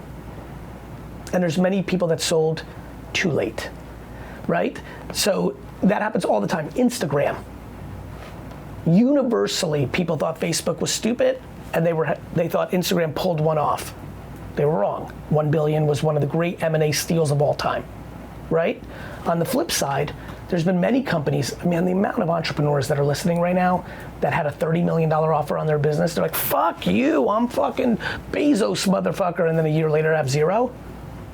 You know that, right? You've been around enough already to know unlimited, especially that, notice what number I used, that nice little 15, 30, 40, and they're dead inside.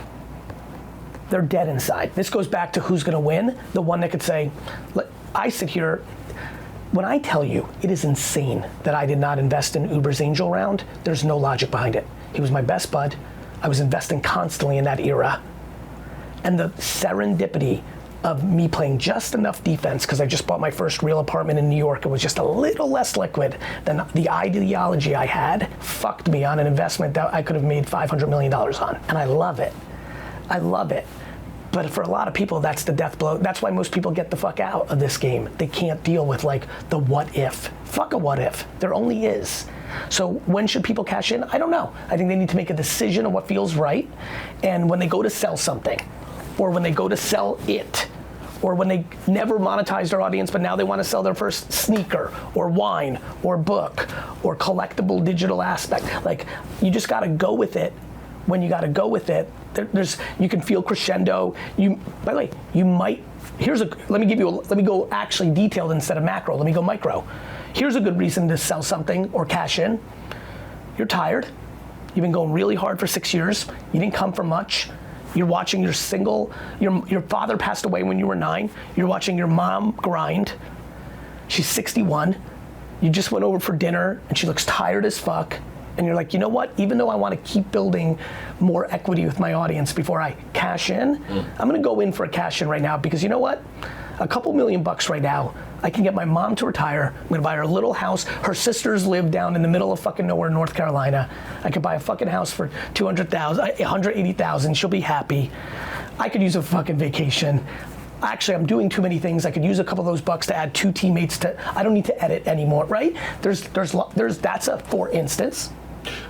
What's your perspective on continuing to ladder up as you're growing, continuing to just do little bits, as opposed to waiting until you have a huge amount of latent? Both work. Right. Both can work. Look, I view this as a value exchange framework. If you're bringing value, one of the reasons I like selling stuff is I believe in what I sell.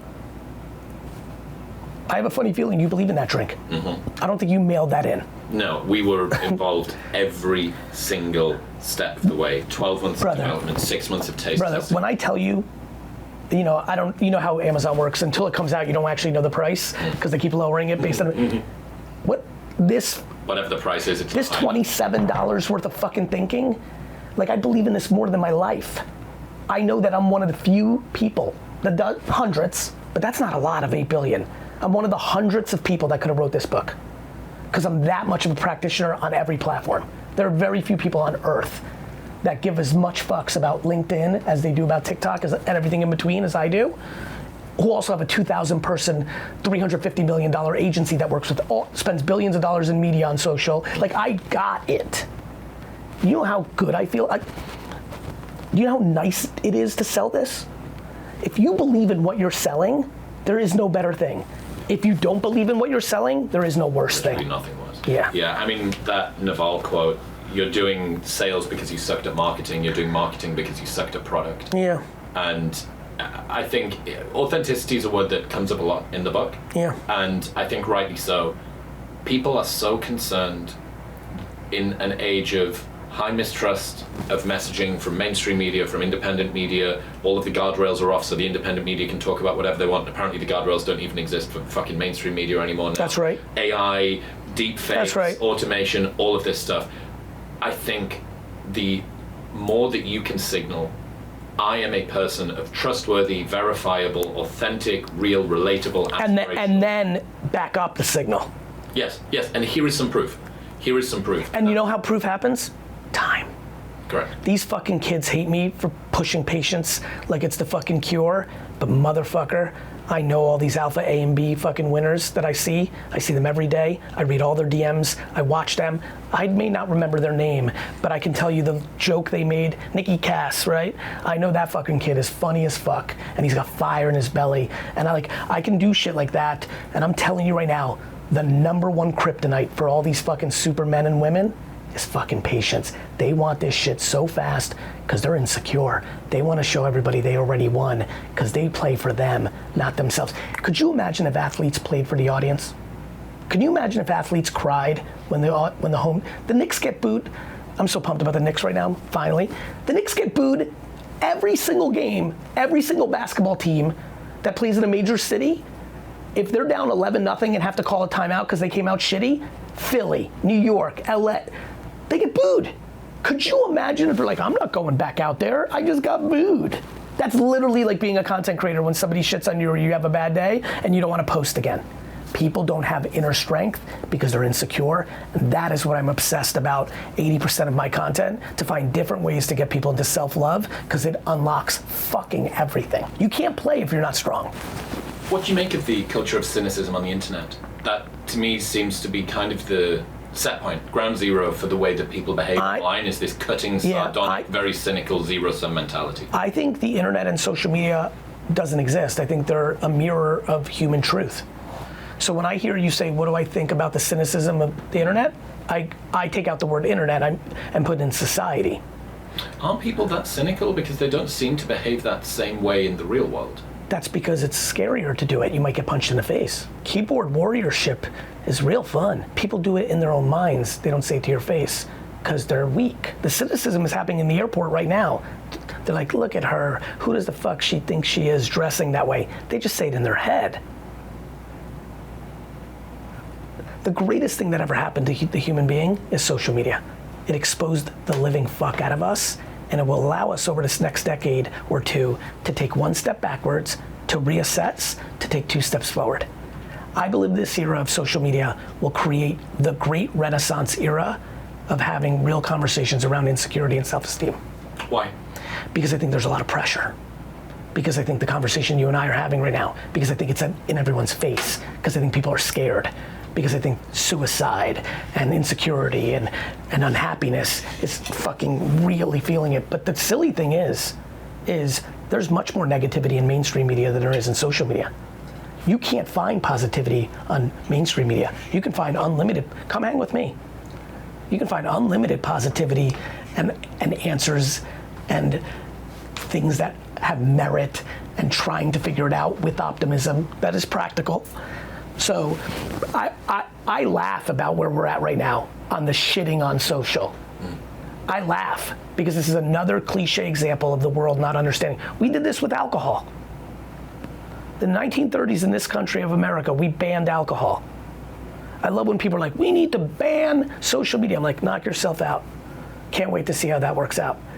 Like, people are so naive, as if you need to ban the whole fucking internet if you don't want to deal with what we're dealing. What do you think happens if we banned all social media? Reddit would be a cesspool even more than it is now. Forums, comments on blog, like humans are gonna talk now on the internet because you can hide. The shit we used to think in our own heads or only talk to our one friend about or sit in our dinner table and talk about, we now talk about out loud. I've never even thought about that before. That's a very interesting insight, that there was no outlet previously that permitted humans to say the fleeting negative things that came to their mind because the repercussions were too great and the effort of saying them was too high. And the platform did not exist. Mm-hmm. So, we're going to chisel it into a wall in ancient Rome or something. There you go, yes. And so, there you have it. So friends, nothing's changed. As a matter of fact, I would argue the world is happier than it's been historically overall. The Dark Ages was bad.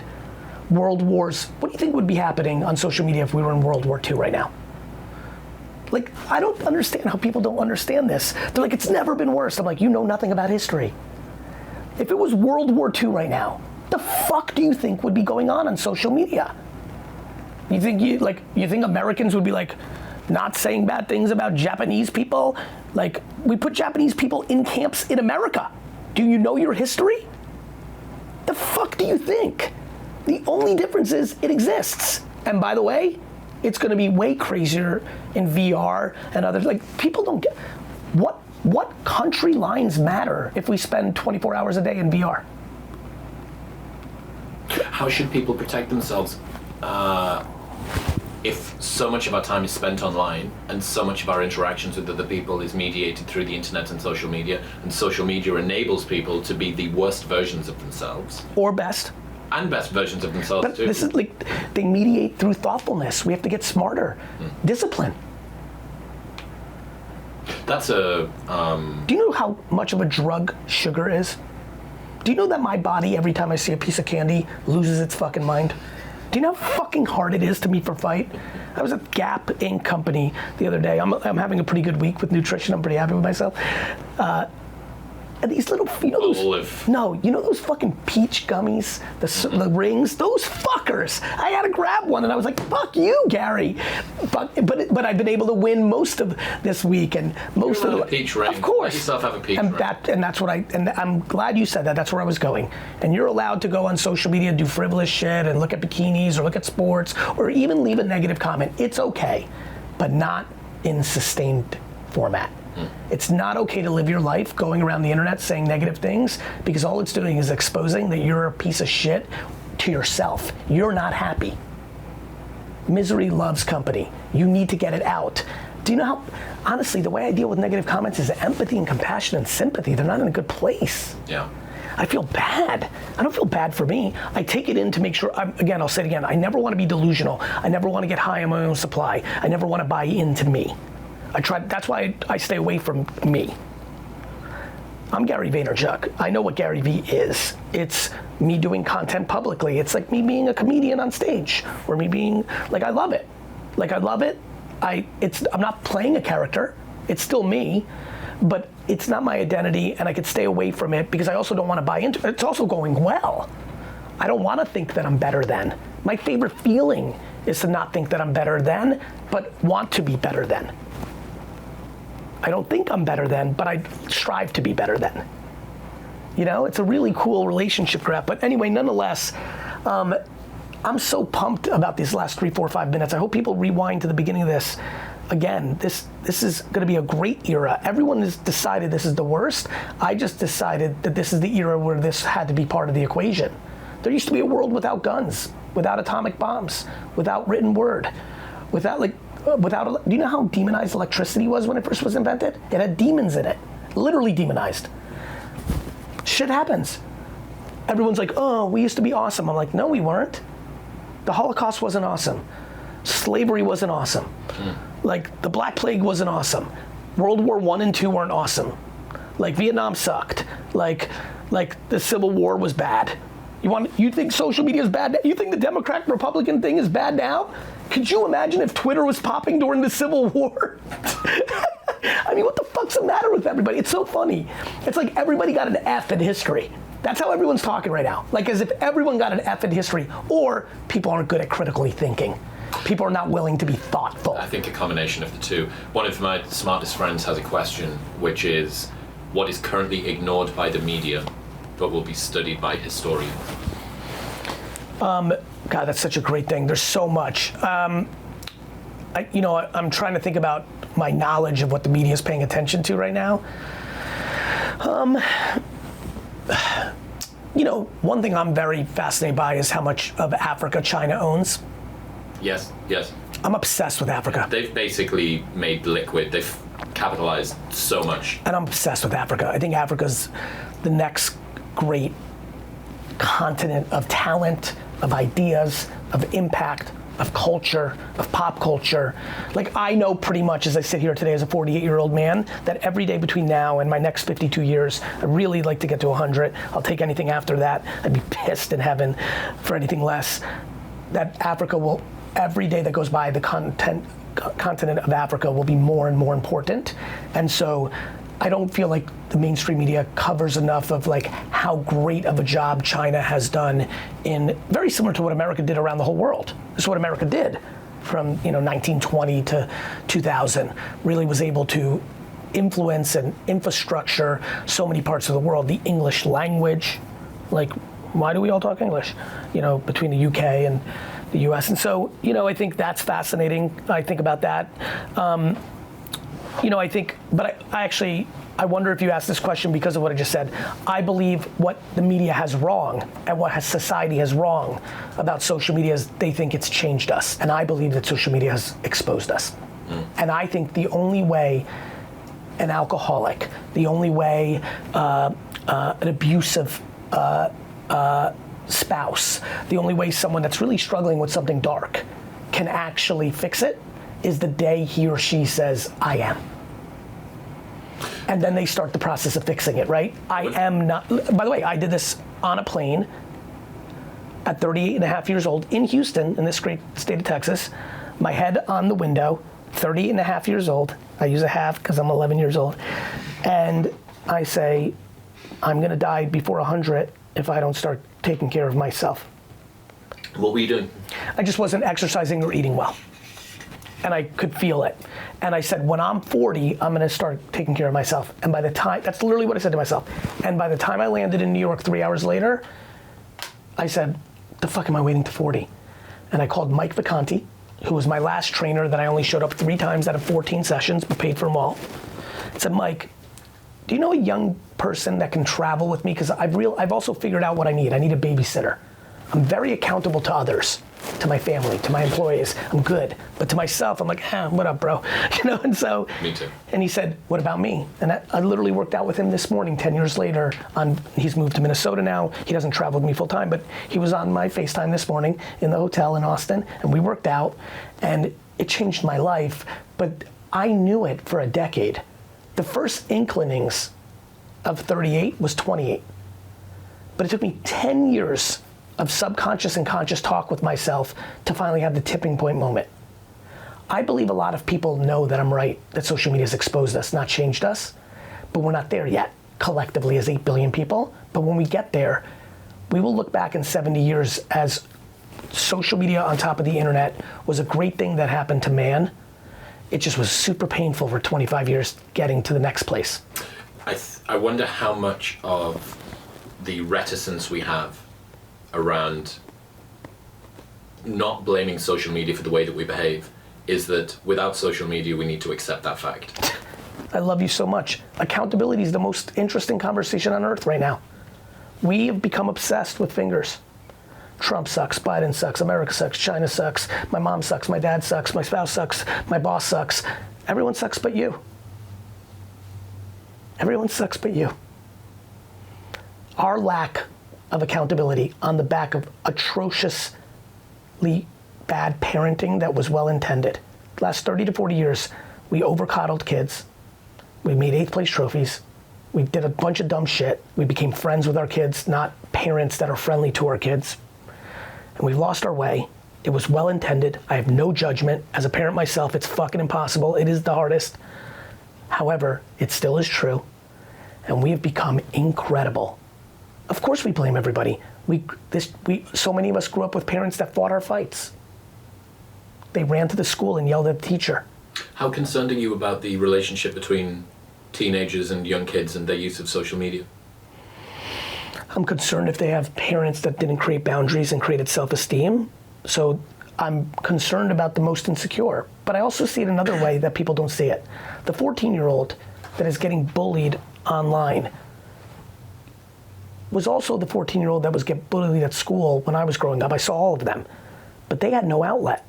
The 14-year-old today that's getting bullied online can move from TikTok and delete it and start a Twitch stream and hang out with 12 new friends playing a new game and create a beautiful life for themselves. I see that all the time. The kid that I saw bullied, I'm thinking about one kid right now in Ethel Hoppock Middle School in Asbury, New Jersey in 1989. When I think about him and then what he did in North Hunterdon, because I watched him for those 4 years, he had no outlet. There was no internet. He was the most lonely. We have decided that this is bad when it's good. These kids can find their friends in other places. On Fortnite, do you know how many kids that I know that are not socially winning in school are winning on Fortnite with other kids? Why are we not focusing on that? The reason we're not focusing on that is something atrocious happened. World leaders in politics have become incredibly not noble. The way that politicians around the world talk to each other is more similar to the way 5th graders talk to each other than grown-ups. The lack of civility in our society by world leaders is extraordinary. I mean, it's insanity. It's not statesman-like. You know what's so funny? It's not even human-like. Thank you, my brother. Statesman-like, I can deal with that. Just go even look at 5 minutes ago, just go look at George Bush. 2, not even 1. That's 5 minutes ago. We have completely, on both sides of the aisle, on the BRICS alliance and the US and NATO alliance, fear is being peddled on us at scale. It's super juvenile, you know. It's juvenile. It's juvenile. I'm not to say that the UK is that much better, but if you're thinking these are the people that are supposed to be the leaders of the country, they're the ones that are supposed to be behaving. Of course nobody feels good. No. And then you know what trickles down? Then teachers do it, then parents do it. Well, it's legitimated by the people that are in charge. That's right. And even if, you know, you can say that in the same breath as having the rebellious American spirit and saying, I am not beholden to anybody. Brother, I don't agree with most things that are accepted, but there's a way to do it. I may not agree with you, but I don't think you're a piece of shit and deserve to die. What the fuck's the matter with people? Talk to me about the future of pickleball.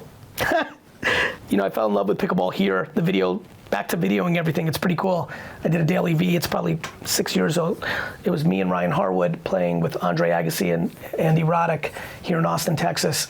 You know, pickleball, esports, padel, darts, tag, there's a World Tag League. I'm very fascinated by sports in this way. The first Super Bowl did not sell out the tickets to the game. Couldn't sell it out.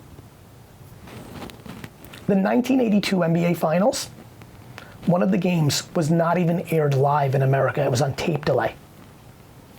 UFC, I watched UFC 1 with my high school college buddies, was like human cage fighting and would never make it another year and was gonna be banned, and our parents, like, of course we watched it because our parents didn't want us to watch it.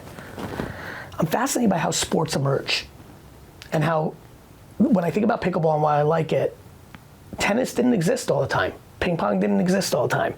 I don't like the establishment so much, and I like consumer behavior and the truth and what people like. So the future of pickleball is bright-ish. It's early, it could fall off, but slam ball and all this other stuff, I know, just like UFC in a 30-year window went from non-existent to, I just watched UFC 300, and Max's knockout of Justin is one of the 5 best moments I've ever seen in sports. And I'm sad because I love them both. UFC fucks with me because I love all these dudes so much, and they fucking bash each. You know, it's not like wrestling. Wrestling's fun. Like, I love Macho Man, fuck Hulk Hogan. Like UFC fucks with me heavy because literally 93.7% of these guys and gals I adore. Who they are outside the cage, who they are in the cage. It was iconic, and I'll be honest with you, and everyone's going ham on it. Every moment I'm like, man, I just had a lot of love for Justin, you know what I mean? And I know Justin, I don't know him. I know Justin is such a beast. I'm sure he did that to Dustin. But it is what it is. But the future of pickleball, I'll go macro at it. I have no idea where it plays out. I hope it's a huge league, because obviously I own a team, the New Jersey Fives, which means a lot to me. If you go to my Instagram, GaryVee, you can see my first pinned post. You'll see why the number 5 means so much to me, why I named my pickleball team after it. 76ers, who now I hate because the Knicks are playing in the first round of 5s. But I know in 30 years, you and I will be at a dinner, and I know there'll be a new sport that none of us see, back to media, what it's not covering, that has the complete attention of the world. Yeah. Is the coolest thing. Sitting there with basketball and proper football and American football and UFC, and I'll be like, hey, and for some reason my brain will recall this micro moment. I'll be like, you remember? Hold it. Remember? But I didn't call it. It's just history. Like, there's always going to be a new sport every 30, 50 years that comes along, and I want, esports seems very real, but there's so many different games. Like, what's it going to be? VR will be real. VR is a good bet. Look, it's hard to see a world in 30 years out that VR isn't a big part of our lives. We're starting to see the previews now with Apple and Meta, and it's going to work. It's just like Zoom's worked. Zoom's changed the world. Private aviation with Zoom have created a complete new framework. I mean, the US government's gonna have to figure out tax law because of Zoom and private aviation. It's not sustainable. States are gonna have to compete with each other in a way that is really intense, Civil War-like, GaryVee, ladies and gentlemen. Gary, I appreciate you. Your energy is very infectious. I really, really was looking forward to speaking to you. And I like the fact that you're positive about the future. I also think, to kind of summarize what I've learned, the only other person that I know that's similar to yourself is Alex Hormozy, and he is someone for whom play and work are the same thing. Yeah. And that's the fundamental misunderstanding that people have. I think so. That if they realize that what you do for work is what you do for fun, that the work and fun question, the life balance question goes out the window. And the life balance question's out the window for everyone, because like the concept of bearing your work for 10, 20, 30, 40, 50 years is not a good concept. I love people who are like, I work 9 to 5, but I have like great work-life balance. I'm like, you sure don't.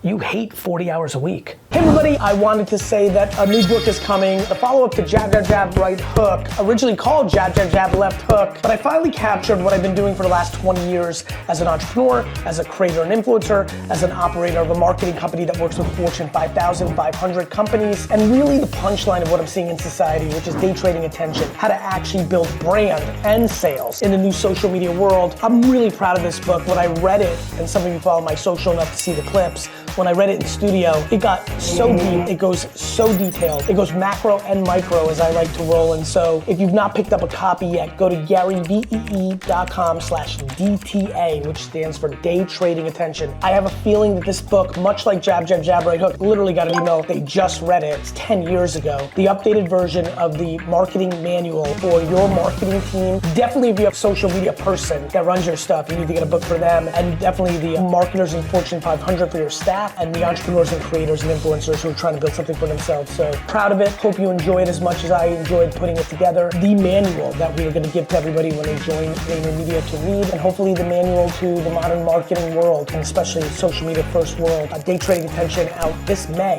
2024. Pre-order your copy now.